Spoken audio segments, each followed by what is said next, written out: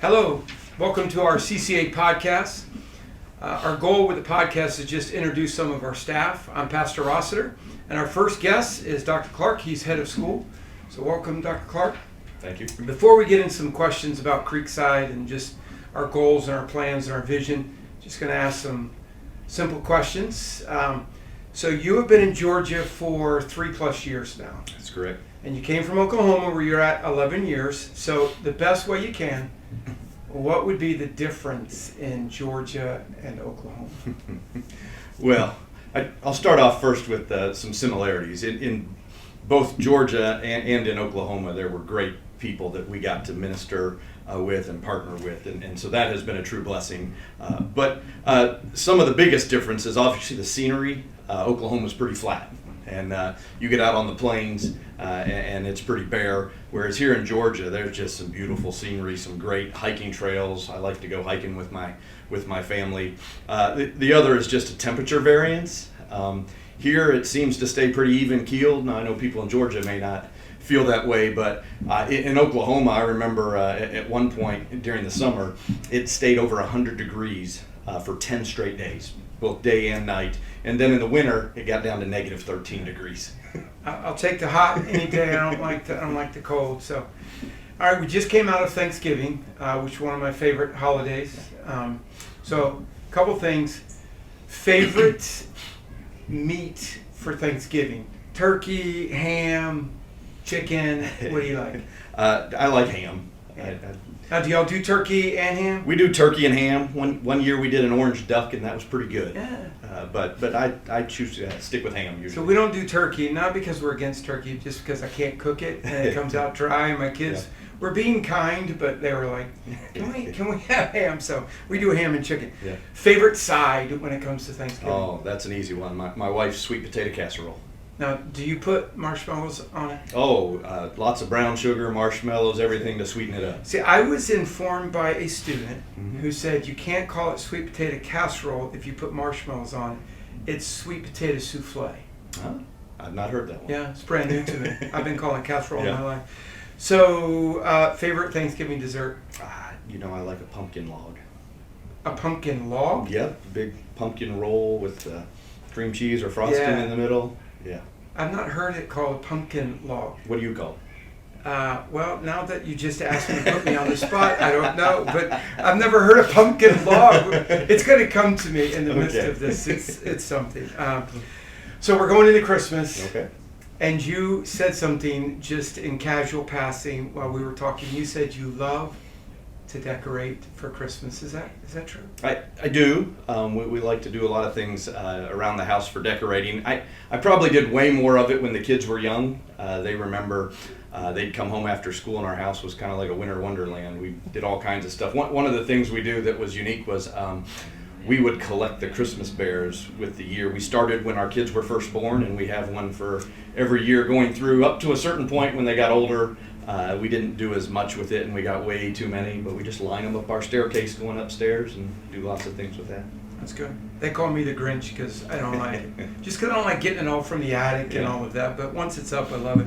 So do you watch a lot of Christmas movies? Yeah, we watch some. So I'm going to have you rate some Christmas movies. Okay, don't judge me, Creekside families. Okay. From 1 to 5, 5 being not the best all time, it's just your rating system, it's pretty good, okay? So first one, White Christmas.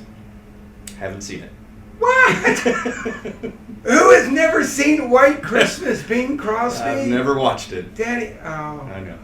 See, that is we're putting up the tree, we're watching too much for me, so you can't rate. I'm going to tell you, my kids would say 5, but I'm going like 3, but that's more because we watch. Maybe I'll have to do that this Christmas. So Home Alone.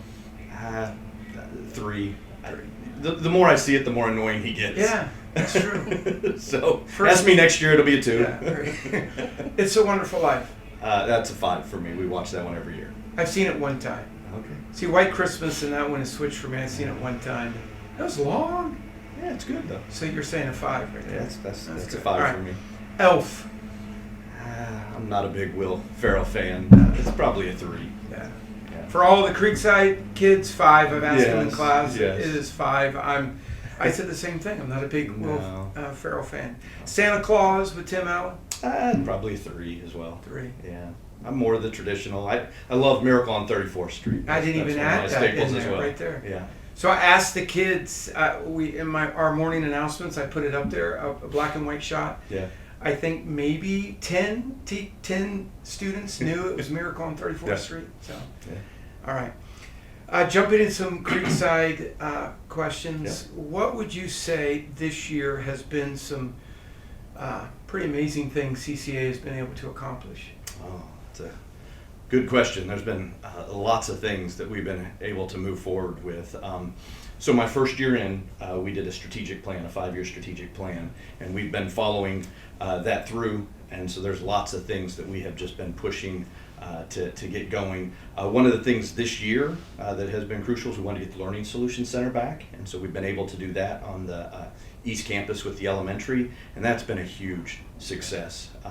Angela Smith, who runs that program, has done a phenomenal job with that. We appreciate what she's doing, and we're going to be expanding it. We're going to expand what we're doing in the elementary. We're going to expand it up to the middle school. We're also going to be added a gifted or an accelerated program next year in the middle school and the elementary as well.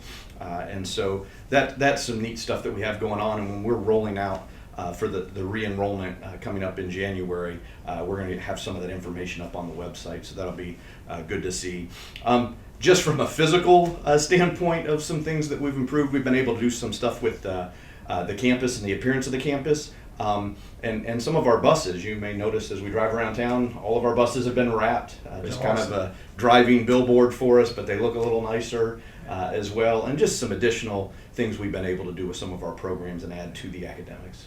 And maybe I shouldn't be surprised, but the kids would ask me, my volleyball team, others, like, are we going to ride the one with the Creekside logo? And they were pumped. They were excited about it. So, and then just to speak to the Learning Center, because my son in 3rd grade, he is part of that, and he has improved.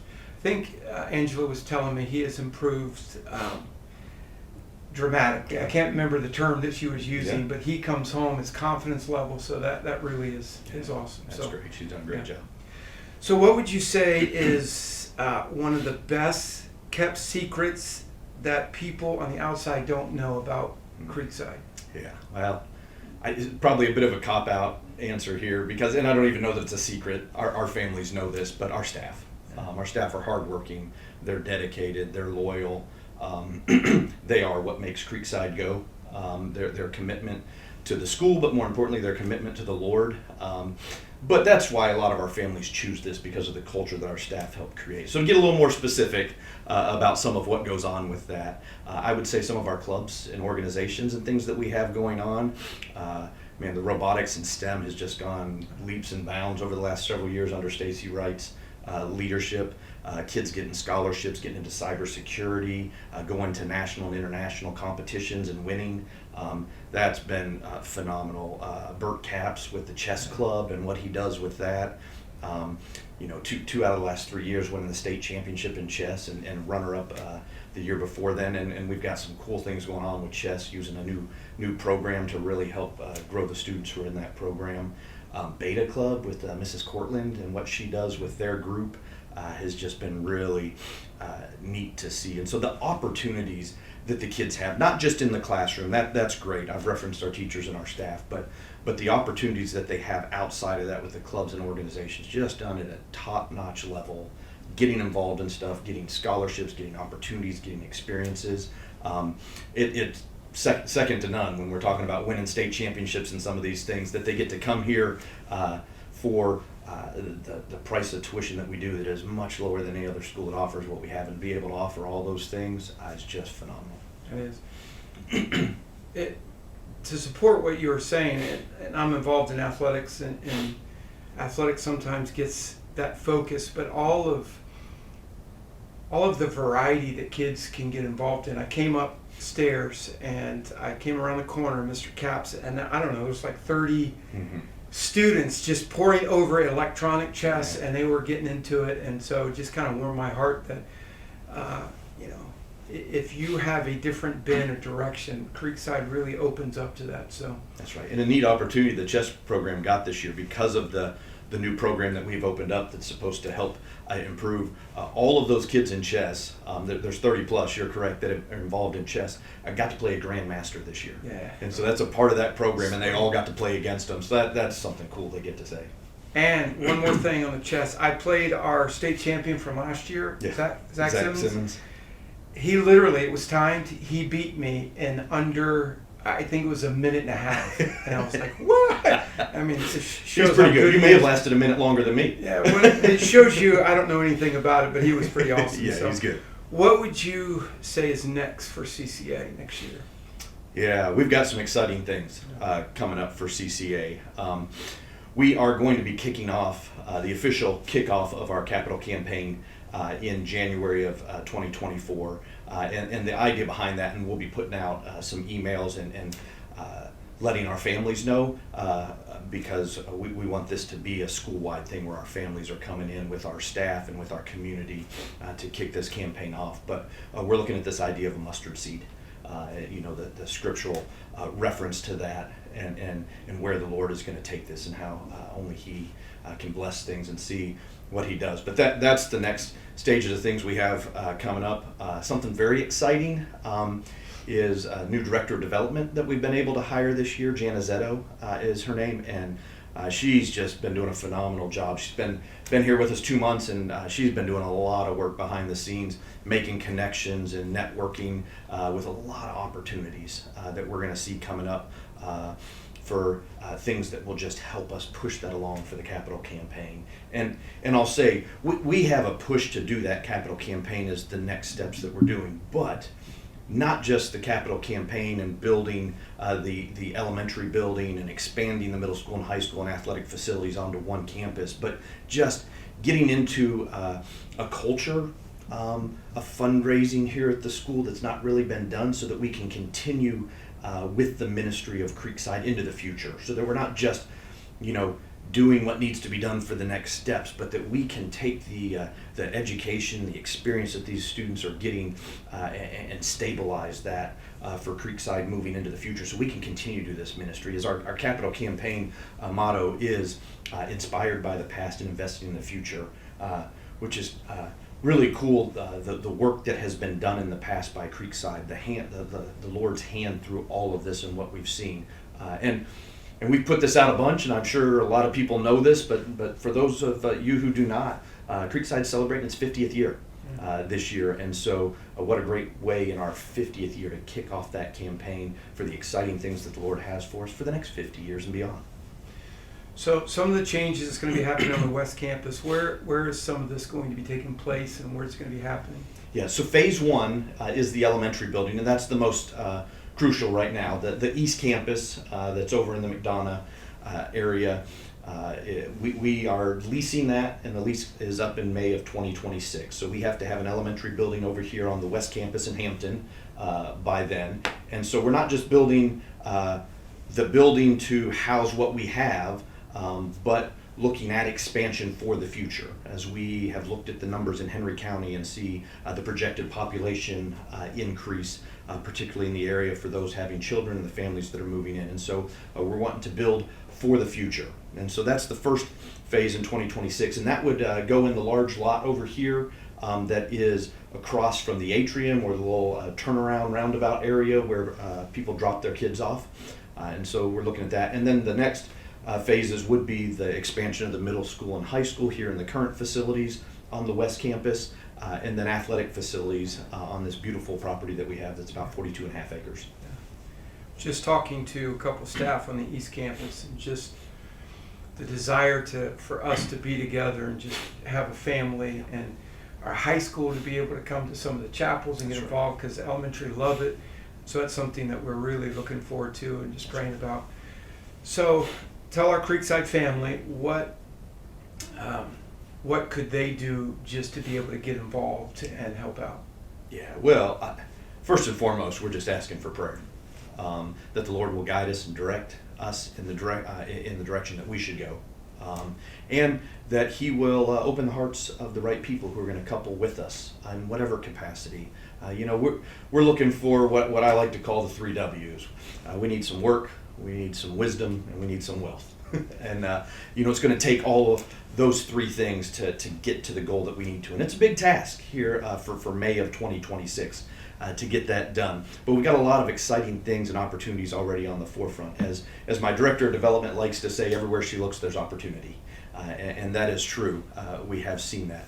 And so prayer, come alongside us and be a prayer. That's going to be a big part of what we do on the kickoff of January 2024 is just getting our community together, praying over the land, praying over the school, and not just the fundraising, but what the Lord has us doing in the future is a big part of that.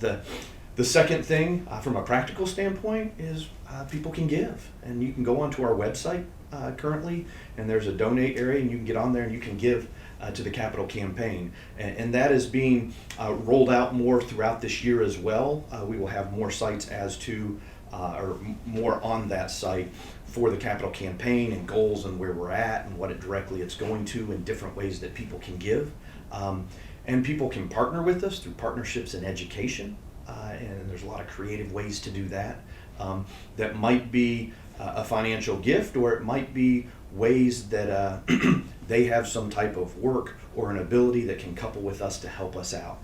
And that's been some of the exciting stuff that we have seen as we've been talking and coupling with different business owners and leaders in the community, is seeing some of the ways that they are able to couple with us through creative ideas that can help us get to that goal that we need to get to. And so we're very, very excited about a lot of those things and the ways that people can get on board with that. So a lot of work is going into the capital campaign, and we have a capital campaign committee. Can you just speak to them? Oh, absolutely. We have a number of parents and some staff who have gotten involved with the capital campaign, who have been working hard with myself and my director of development for the past year and a half, really, doing lots of different things to help push the capital campaign. We meet on a monthly basis, although there's subcommittees that meet a whole lot more often than that. And so when we're talking about the capital campaign committee, we're talking about things like the 50-man strong dinner that got done. We're talking about the fall festival that took place. That is the capital campaign committee who has been working on those things. And they work in lots of different areas. There's a group that's looking at corporations. There's a group that's looking at individual giving. Some that are doing events, and then partners in education. And so there's just lots of different angles. And so they have been a huge help. We could not get to the point of where we are without having those people come alongside us and partner with us through the capital campaign committee. It's been phenomenal. Dr. Clark, thank you. I know your schedule is busy. Thank you for taking the time and joining us. Absolutely. And a lot of information was given out to you today, a lot of ways that you could help. But most importantly, if you could just really pray over Creekside and the direction that God has for us and the good things that He's doing here. You guys have a great day.